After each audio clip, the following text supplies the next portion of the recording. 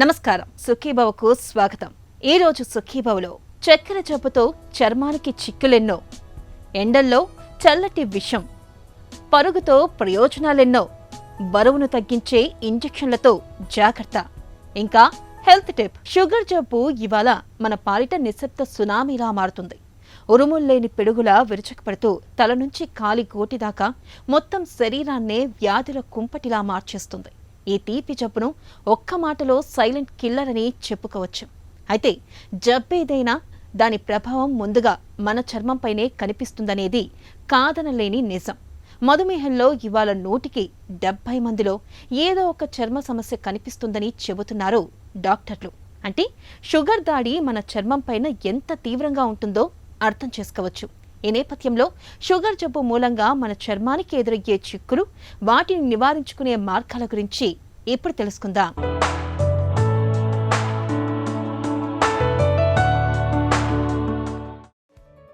చర్మం మన ఒంటికి రక్షణ కవచం మాత్రమే కాదు, చక్కటి ఆరోగ్యానికి చిరునామా కూడా.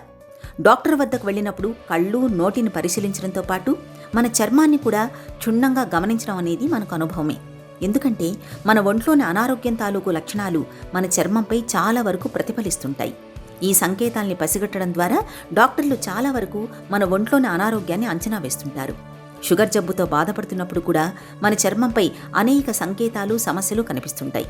ఇవాళ 100కి 70 మంది మధుమేహుల్లో చర్మానికి సంబంధించిన ఏదో ఒక సమస్య కనిపిస్తోందని చెబుతున్నారు డాక్టర్లు. ఈ డయాబెటీస్ ఉన్న వాళ్ళకి వాళ్ళ రక్తంలో షుగరు శాతం, హైపర్గ్లైసీమియా ఎక్కువ ఉంటుంది కాబట్టి అదే రక్తం స్కిన్లో కూడా ప్రవహిస్తుంది కాబట్టి వీళ్ళకి ఫంగల్ ఇన్ఫెక్షన్స్, బ్యాక్టీరియల్ ఇన్ఫెక్షన్స్, ఇవన్నీ ఇన్ఫెక్షన్స్ చాలా కామన్గా ఉంటాయి. అదే ఒక ప్రాబ్లం. రెండో ప్రాబ్లము, వీళ్ళకి దురద ఎక్కువగా ఉంటుంది. చాలా ఇచ్చింగ్ అనే కంప్లైంట్ ఎక్కువగా చేస్తుంటారు. సో అది కాకుండా షుగర్కి రిలేటెడ్ కొన్ని చర్మ వ్యాధులు ఉంటాయి. అది నెక్రోబయాసిస్ లైపాడికా, అంటే ఏంటంటే కాళ్ళ మీద పెద్ద పెద్దగా మచ్చలు, కురుపులు, అలాగే కాళ్ళ మీద నీటి బుగ్గల్లాగా రావటం, డయాబెటిక్ బుల్లే అని చెప్పేసి, అలాగే వీళ్ళకి గ్రాన్యులోమా యాంగ్యులోరిని, అలా రకరకాల డిసీజెస్ వీళ్ళకి ఎక్కువగా వస్తుంటాయి. ఇది కాకుండా మోస్ట్ ఇంపార్టెంట్, వీళ్ళు కొంచెం ఫుట్ కేర్ అనేది తీసుకోరు. వీళ్ళకి చాలా కామన్ ప్రాబ్లం ఏంటంటే అరికాళ్ళలో వాళ్ళకి స్పర్శ పోతుంది కాబట్టి న్యూరలాజికల్ డిజార్డర్స్ అవి వస్తాయి. కాబట్టి వాళ్ళకి వేడి తగిలినా ఏదైనా గుచ్చుకున్నా వాళ్ళకి ఏమి తెలియదు. దాంతో ఆ బొటన్ వేలు కింద ఉన్న ఆ చర్మం దగ్గర మోస్ట్ ఆఫ్ ద టైం వాళ్ళకి పెద్ద పెద్ద అల్సర్స్ లాగా ఫామ్ అయిపోయి నాన్ హీలింగ్ లెగ్ అల్సర్స్ వస్తుంటాయి. దాని సరైన ట్రీట్మెంట్ ఇవ్వకపోతే ఒక్కోసారి యాంప్యుటేషన్ వరకు వెళ్ళే ఛాన్సెస్ ఎక్కువగా ఉంటాయి. షుగర్ జబ్బుతో బాధపడుతున్నప్పుడు మన రక్తంలో గ్లూకోజ్ శాతం బాగా ఎక్కువగా ఉంటుంది. ఈ వాతావరణం వ్యాధికారకాలకు చక్కటి ఆవాసంగా ఉపయోగపడుతుంది. ఫలితంగా బ్యాక్టీరియా, వైరస్, ఫంగస్ వంటి సూక్ష్మక్రిములు తామర తంపరగా వృద్ధి చెందుతూ మనకు ఇన్ఫెక్షన్ల బెడదను పెంచుతాయి. అయితే సమస్య ఏదైనా దాని తాలూకు లక్షణాలు మనకు ముందుగా చర్మంపైనే కనిపిస్తాయి. మధుమేహుల చర్మానికి ప్రధానంగా చీముపొక్కులు, రాచపుండ్లు, కాళ్ళు, పాదాల్లో వాపుతో కూడిన చీముపుండ్లు, పులిపిర్లు, చల్దీ, సురుగుడు కాయలు, చంకలు, గజ్జల్లో కనిపించే క్యాండిడియాసిస్ వంటి ఇన్ఫెక్షన్ల బెడద ఎక్కువగా ఉంటుంది.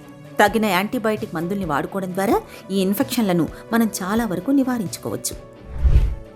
ఈ డయాబెటీస్లో వచ్చే స్కిన్ ప్రాబ్లమ్స్ అన్నిటినీ చాలా మటుకు మాకు చూడగానే క్లినికల్గా డయాగ్నోస్ చేయగలుగుతాం. కొన్ని స్కిన్ ప్రాబ్లమ్స్ తోటి వీళ్ళకి ఏమేమి సిస్టమ్స్ ఇన్వాల్వ్ అయినాయో కూడా చెప్పగలుగుతాం. అదేంటంటే స్కిన్ చూసి మేము లోపల సిస్టమ్స్ని చెప్పగలిగే ఇది కూడా ఉందన్నమాట. ఇందులో పర్ఫరేటింగ్ డిజార్డర్స్ అని కొన్ని ఉన్నాయి. ఈ పర్ఫరేటింగ్ డిజార్డర్స్ ఇలాంటివన్నీ ఎక్కువ ఉన్నాయంటే అర్థం ఏంటంటే వీళ్ళకి డయాబెటీసే కాదు, వీళ్ళ కిడ్నీ కూడా ఇన్వాల్వ్ అయిందన్న ఫీలింగ్ వస్తుంది మాకు. సో అందుమూలంగా నేను ఆల్రెడీ చెప్పాను, వీళ్ళకి వచ్చే సెగ్గడ్డలు మామూలుగా రావు, 2-3 సెగ్గడ్లు కలిసిపోయి ఉంటాయి. అప్పుడే మాకు డౌట్ వస్తుంది. దాంతో మాకు షుగర్కి సంబంధించిన ఇన్వెస్టిగేషన్స్ అన్నీ కూడా మేము చేయిస్తాం. That is one. రెండోది, ఆల్రెడీ వాళ్ళకి కాళ్ళల్లో స్పర్శ తగ్గించడం, దాని మూలంగా వచ్చే అల్సర్స్, ఇవన్నీ కామన్గా ఏదో డయాబెటీస్ మూలంగా రావచ్చు, లేకపోతే లెప్రసీ అనే అక్కడ కూడా స్పర్శ అది తగ్గుతుంది, వాటి మూలంగా రావచ్చు. సో ఒకటి బ్లడ్ టెస్టుల ద్వారా మనం ఈజీగా తెలుసుకోవచ్చు. రెండోది స్కిన్ బయాప్సీ చేస్తాం. స్కిన్ బయాప్సీ మూలంగా కూడా ఫలానా జబ్బు, ఈ జబ్బు యూజువల్గా షుగర్ జబ్బు వాళ్ళతోటే ఉంటుంది అని చెప్పేసి కూడా ఉంటుంది. షుగర్ జబ్బు వచ్చాక 5 నుంచి 10 ఏళ్లు గడిచాక మన ఒంట్లోని అవయవాలపై దాని ప్రభావం పడుతుంది. అయితే చర్మం విషయంలో మాత్రం షుగర్ జబ్బు వచ్చే ముందు నుంచే సమస్యలు మొదలవుతుంటాయి. మడ మీద నలుపు, చర్మం ముడతల్లో నలుపు రంగు కనిపిస్తుంటుంది. మడపై పులిపిర్లు కూడా వస్తుంటాయి. తరచూ తామర వేధిస్తుంటుంది. ఇక షుగర్ జబ్బు వచ్చాక చర్మం అక్కడక్కడ బిగుతుగా మారి కొయ్యకండలాగా మారుతుంటుంది. రక్తంలో యూరియా శాతం పెరగడంతో చర్మం అంతా దురదలు వస్తుంటాయి. ముఖ్యంగా మోకాళ్ల కింద భాగంలో దురద ఎక్కువగా ఉంటుంది. నాడులు దెబ్బతినడంతో చర్మమంతా పొడిబారినట్లుగా ఉంటుంది. రక్తంలో ట్రైగ్లిసరైడ్లు పెరగడంతో మోచేతులు, వేళ్ల ముడతలు, కనురెప్పల మీద కొవ్వు చిన్న చిన్న గట్టలుగా పేరుకుపోతుంటుంది. మధుమేహం నియంత్రణలో ఉన్నప్పటికీ నిత్యం వాడుతున్న మందుల మూలంగా కూడా చర్మానికి చిక్కులు పెరుగుతుంటాయి. డయాబెటీస్తో పాటు వచ్చే స్కిన్ ప్రాబ్లమ్స్కి డయాబెటీస్ని కంట్రోల్ చేయాలి, ప్లస్ స్కిన్ ప్రాబ్లమ్స్ కూడా కంట్రోల్ చేయాలి. ఇప్పుడు సపోజ్ డయాబెటీస్లో సెగ్గడ్డలు, బ్యాక్టీరియల్ ఇన్ఫెక్షన్ వచ్చిందనుకోండి, డయాబెటీస్ని కంట్రోల్ చేస్తూ యాంటీబయాటిక్స్ ఇస్తాం. అలాగే ఫంగల్ ఇన్ఫెక్షన్ వచ్చిందనుకోండి, డయాబెటీస్ని కంట్రోల్ చేస్తూ యాంటీ ఫంగల్ మెడికేషన్స్ ఇవ్వాలి. అదే కాకుండా కాళ్ళకి లెగ్ అల్సర్స్ వచ్చాయనుకోండి, అది డయాబెటీస్ని కంట్రోల్ చేస్తూ అది అల్సర్కి సరైన ట్రీట్మెంట్, అంటే దానికి డ్రెస్సింగ్స్ చేయటము, రెగ్యులర్గా పేషెంట్ని రమ్మంటాం, వాటికి కొన్ని హీలింగ్ జెల్స్ అవన్నీ ఉంటాయి, వాటితోటి కొలాజన్ డ్రెస్సింగ్స్ అని అలాంటివి చేస్తూ అల్సర్స్ని మనం తగ్గించవచ్చు అనమాట. సో డయాబెటీస్ని కంపల్సరీగా కంట్రోల్లో పెట్టాలి. డయాబెటిక్ కంట్రోల్ చేసుకుంటూ అప్పుడు స్కిన్ ప్రాబ్లమ్ని మనం ట్రీట్మెంట్ చేసుకుంటూ ఉండాలి. షుగర్ బారి నుంచి చర్మాన్ని కాపాడుకునేందుకు రక్తంలో గ్లూకోజ్ను చక్కగా అదుపులో ఉంచుకోవాలి. వ్యక్తిగతంగా పరిశుభ్రతను పాటించాలి. స్నానానికి మరీ చల్లగానో లేదంటే మరీ వేడి నీళ్లనో కాకుండా గోరువెచ్చటి నీళ్లు వాడుకోవడం మేలు. యాంటీ బ్యాక్టీరియల్ సబ్బుల్ని వాడటం మంచిది. స్నానం చేసిన తర్వాత బాహుమూలాల్లోనూ గజ్జల్లోనూ యాంటీ బ్యాక్టీరియల్, యాంటీ ఫంగల్ పౌడర్లను పట్టించుకోవడాన్ని అలవాటుగా చేసుకోవాలి. బిగుతు దుస్తులతో చర్మానికి ఇన్ఫెక్షన్ల బెడద పెరుగుతుంది. కాబట్టి సీజన్లతో నిమిత్తం లేకుండా కాస్తంత వదులుగా ఉండే దుస్తుల్ని ధరించాలి. కనీసం వారానికి ఒకసారైనా కాళ్ళు చేతుల్ని క్షుణ్ణంగా పరిశీలించుకుంటూ ఉండాలి. చర్మంపై ఏ చిన్న సమస్య కనిపించినా అశ్రద్ధ చేయకుండా వెంటనే డాక్టర్ని సంప్రదించి తగిన పరీక్షలు చేయించుకోవాలి. ఈ జాగ్రత్తలు షుగర్ జబ్బు నుంచి మన చర్మాన్ని కాపాడతాయి. బయట ఎండ మండిపోతున్నప్పుడు చల్లగా ఏదైనా తాగాలనిపిస్తుంది. ఇలాంటప్పుడే మనలో చాలా మంది తాగే నీళ్ళల్లోకి, పళ్ళ రసాల్లోకి గుప్పెళ్ల కొద్దీ చల్లటి ఐస్ను వేసుకుంటూ ఉంటారు. బయట దొరికే చెరుకు రసాలు, పండ్ల రసాల్లోకి కూడా ఎక్కువ మొత్తంలో ఐస్ వేయమని చెబుతూ ఉంటారు. నిజానికి చల్లటి ఐస్ను మన ఆరోగ్యం పాలిట విషంగా చెబుతారు డాక్టర్లు. మనం వాడే ఐస్ నాణ్యమైంది కాకపోతే, మంచినీటితో తయారు చేయకపోతే ఆరోగ్య సమస్యల్ని కొని తెంచుకున్నట్లే. చల్లచల్లగా మన ఆరోగ్యాన్ని గుల్ల చేసే ఐస్ విషయంలో ఎలాంటి అవగాహన అవసరమో ఇప్పుడు తెలుసుకుందాం.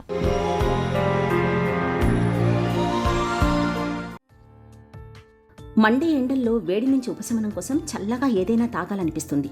రోడ్ల పక్కన కనిపించే పండ్లు, చెరకు రసాలు, ఇతర శీతల పానీయాల్లో ఐస్ వేసుకుని ఓ గ్లాస్ తాగితే హాయిగా అనిపిస్తుంది. కానీ ఆ చల్లని ఐస్లో ఉండే వైరస్లు, బ్యాక్టీరియాల వల్ల తీవ్రమైన అనారోగ్యాల బారిన పడే ప్రమాదం ఉంది.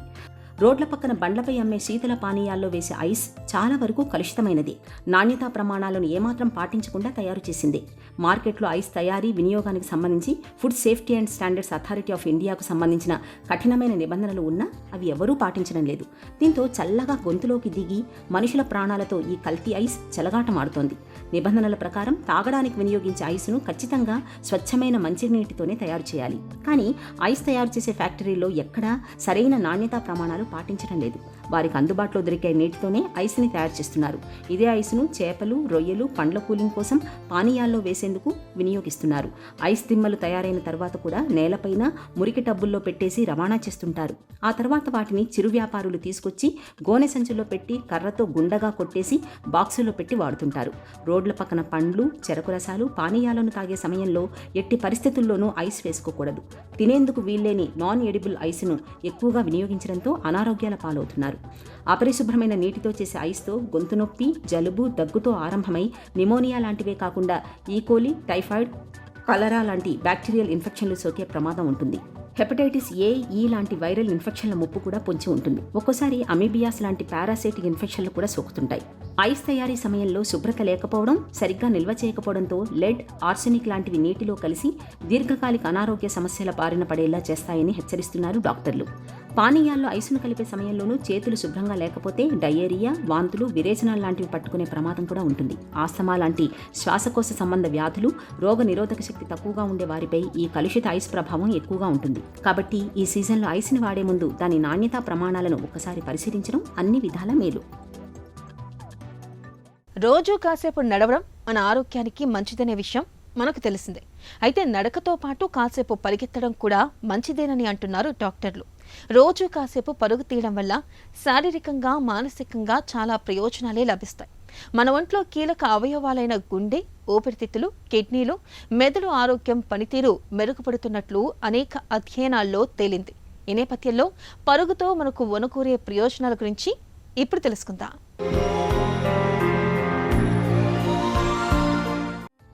రోజూ కాసేపు పరిగెత్తటం మన శరీరానికి ఒక మంచి వ్యాయామం. వేగంగా పరిగెత్తినా, నెమ్మదిగా పరిగెత్తినా మనకు బోలెడని లాభాలు అందుతాయి. రోజుకు కనీసం 10 నిమిషాలు పరిగెత్తినా శారీరక, మానసిక ఆరోగ్యం పుంజుకుంటాయి. పరిగెత్తడం వల్ల గుండె, ఊపిరితిత్తులు వేగంగా పనిచేస్తాయి. రక్త ప్రసరణ, రక్తనాళాల పనితీరు పుంజుకుంటుంది. దీంతో శరీర సామర్థ్యం, బలం ఇనుమడిస్తాయి. పరిగెత్తినప్పుడు శరీరంలో తుంటి, పిరుదులు, కాళ్ల వంటి భాగాల్లోని పెద్ద కండరాలన్నీ పాల్గొంటాయి. దీంతో అవి దృఢంగా మారతాయి. వయసు మీద పడుతున్న కొద్దీ కండరాలు క్షీణించటం అనే సమస్య తగ్గుతుంది.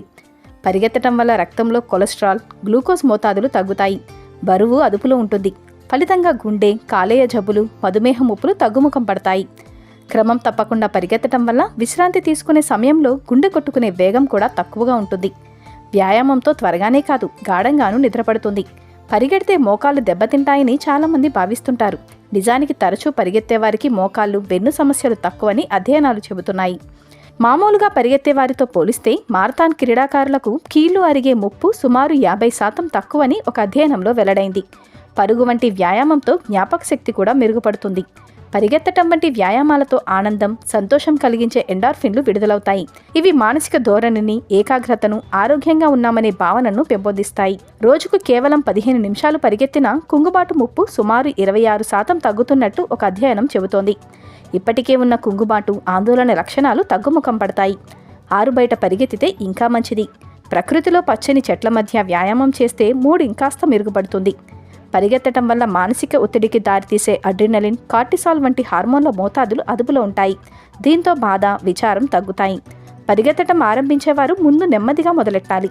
వేగం, దూరం కన్నా ఆనందిస్తూ పరిగెత్తటం ముఖ్యం. పురోగతి సాధిస్తున్న కొద్దీ సమయం పెంచుకోవాలి. రోజులో ఏ సమయం అనువైందో గుర్తించాలి. కాసేపు పరుగు, కాసేపు నడక, ఇలా మార్చి మార్చి కొనసాగించాలి. ఇతర రకాల వ్యాయామాలతో పాటు పరిగెత్తటం సాధన చేయాలి. స్నేహితులతో కలిసి పరిగెడితే మధ్యలో మానేయకుండా చూసుకోవచ్చు. ఫోన్లో రన్నింగ్ యాప్ను ఇన్స్టాల్ చేసుకొని ఎలా పురోగతి సాధిస్తున్నారో గమనించుకోవచ్చు. షుగర్ జబ్బును అదుపులో ఉంచడానికి తీసుకొచ్చిన జిఎల్పి మందులు, ఇంజెక్షన్లతో సరికొత్త ప్రయోజనం చేకూరుతుంది. అధిక బరువు, స్థూలకాయాన్ని తగ్గించడంలో ఇవెంతగానో సహాయపడుతున్నట్లు డాక్టర్లు చెబుతున్నారు. ముఖ్యంగా ఇంజెక్షన్ల రూపంలో వచ్చిన సెమాగ్లూటైడ్ వంటివి బరువును బాగా తగ్గిస్తున్నట్లు అధ్యయనాల్లో తేలింది. ఆహారం, వ్యాయామ పద్ధతుల్లో బరువు తగ్గలేని వారికి ఈ రకమైన ఇంజెక్షన్లతో మంచి ఫలితం ఉంటుందని నిపుణులు చెబుతున్నారు. ఈ నేపథ్యంలో వెయిట్ లాస్ ఇంజెక్షన్ల గురించిన పూర్తి వివరాల్ని డాక్టర్ని అడిగి ఇప్పుడు తెలుసుకుందాం.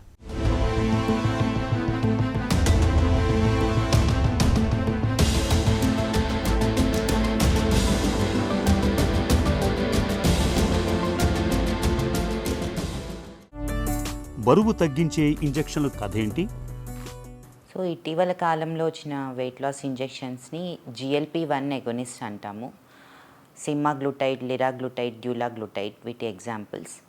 అలానే GLP అండ్ GIP-1 ఎగోనిస్ట్ కొత్తగా వచ్చినాయి. అవి టిర్జెపెటైడ్ అంటాము.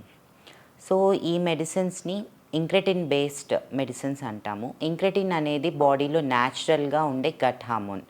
సో మనం ఫుడ్ తీసుకున్నప్పుడు ఇంక్రెటిన్స్ రిలీజ్ అయ్యి బ్రెయిన్కి, ప్యాంక్రియాస్కి సిగ్నల్స్ అందజేస్తాయి.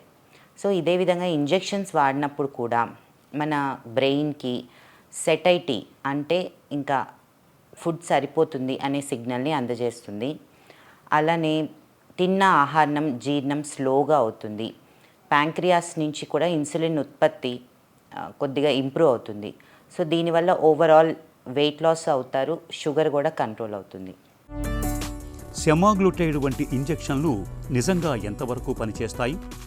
సో ఈ GLP-1 ఎగోనిస్ట్ అనేవి టైం టెస్టెడ్ డ్రగ్స్ అండి. అంటే ఆల్మోస్ట్ 2 డికేడ్స్ నుంచి వీటి మీద ట్రయల్స్ జరుగుతూనే ఉన్నాయి. మార్కెట్లో కూడా యాజ్ యాంటీ డయాబెటిక్ మెడిసిన్స్ కింద ఉన్నాయి. కాకపోతే వెయిట్ లాస్కి అప్రూవల్ రీసెంట్గా వచ్చింది. అంటే ఆల్మోస్ట్ ఒక 1 డికేడ్ నుంచి వెయిట్ లాస్కి ఎక్స్క్లూజివ్గా యూస్ చేస్తున్నాము. సో ఈ మెడిసిన్స్ చాలా ట్రయల్స్లో వెయిట్ లాస్తో పాటు షుగర్ కంట్రోల్తో పాటు ఇన్ఫ్లమేషన్, బాడీలో ఇన్ఫ్లమేషన్ తగ్గుతుంది అని ప్రూవ్ అయింది. సో ఓవరాల్ హార్ట్ డిసీజెస్ కానీ స్ట్రోక్ కానీ బాడీ ఇన్ఫ్లమేషన్ అనేది కారణం.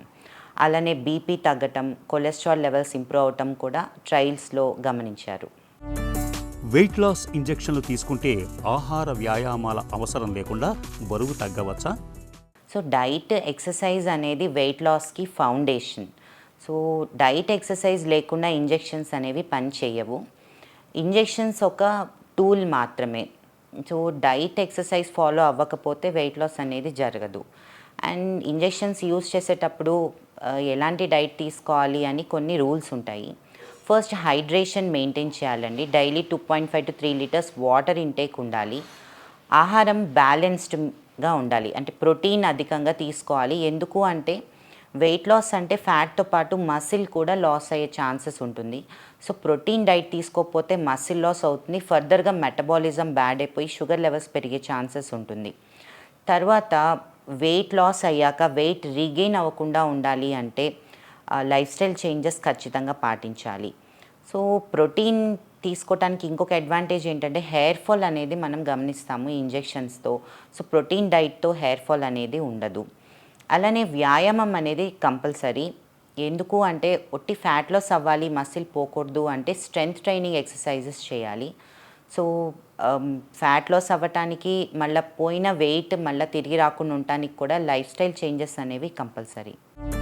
వెయిట్ లాస్ ఇంజెక్షన్లను ఎవరైనా తీసుకోవచ్చా? పరిమితులు ఏమైనా ఉన్నాయా?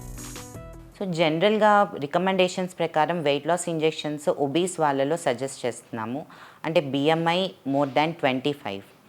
అలానే BMI మోర్ దాన్ 23 అంటే ఓవర్ వెయిట్. ఈ ఓవర్ వెయిట్ ఇండివిజువల్స్లో హెల్త్ కాంప్లికేషన్స్ ఉన్న వాళ్ళలో ఇంజెక్షన్స్ సజెస్ట్ చేస్తున్నాం. Like diabetes, PCOD problem. So ఇట్లా హెల్త్ ఇష్యూస్ ఉన్న వాళ్ళలో కూడా ఇంజెక్షన్స్ తీసుకోవచ్చు. ముఖ్యంగా ఇంకో కేటగిరీ ఉన్నారు, వాళ్ళు లైఫ్ స్టైల్ చేంజెస్ చేసినా కూడా వెయిట్ లాస్ అనేది జరగదు. వీళ్ళలో ఇంజెక్షన్స్ బాగా పనిచేస్తాయి. అండ్ కొంతమందిలో నీ ఆస్టియో ఆర్థరైటిస్ కానీ ఆయాసం అధికంగా ఉంటుంది. వీళ్ళలో వెయిట్ లాస్ అవ్వాలి అని ట్రై చేసినా కూడా అవ్వలేరు. సో ఇలాంటి వాళ్ళలో ఇంజెక్షన్స్ బాగా పనిచేస్తాయి. వెయిట్ లాస్ ఇంజెక్షన్లను తీసుకొని ఆపేసిన తర్వాత మళ్ళీ బరువు పెరుగుతారా? సో వెయిట్ లాస్ ఇంజెక్షన్స్తో వెయిట్ తగ్గిన తర్వాత ఇంజెక్షన్స్ సడన్గా ఆపేస్తే మళ్ళీ వెయిట్ రీగెయిన్ అయ్యే ఛాన్సెస్ ఉంటుందండి. కాబట్టి సో హయ్యర్ డోస్ వాడినప్పుడు ఏంటంటే గ్రాడ్యువల్గా ఇంజెక్షన్ డోస్ తగ్గించుకుంటూ రావాలి. సెకండ్ మోస్ట్ ఇంపార్టెంట్ థింగ్ ఏంటంటే లైఫ్ స్టైల్ చేంజెస్ మనం స్టార్ట్ చేసి ఈ ఇంజెక్షన్స్ యూజ్ చేసిన టైంలో ఏదైతే లైఫ్ స్టైల్ చేంజెస్ మనం స్టార్ట్ చేస్తామో అవి కంటిన్యూ చేయాలి. సో డైట్, ఎక్సర్సైజ్ కూడా ఆపేస్తే వెయిట్ రీగెయిన్ తప్పకుండా ఉంటుంది. వెయిట్ లాస్ ఇంజెక్షన్లు సురక్షితమేనా? దుష్ఫలితాలు ఏమైనా ఉన్నాయా? జనరల్గా ట్రయల్స్లో మనం చూస్తే వెయిట్ లాస్ మెడిసిన్స్ సేఫేనండి. మైనస్ సైడ్ ఎఫెక్ట్స్ అంటే ఇంజెక్షన్ యూజ్ చేసేటప్పుడు ప్రతి ఒక్కళ్ళు ఫేస్ చేసేది ఏంటంటే గ్యాస్ట్రోఇంటెస్టైనల్ సిమ్టమ్స్.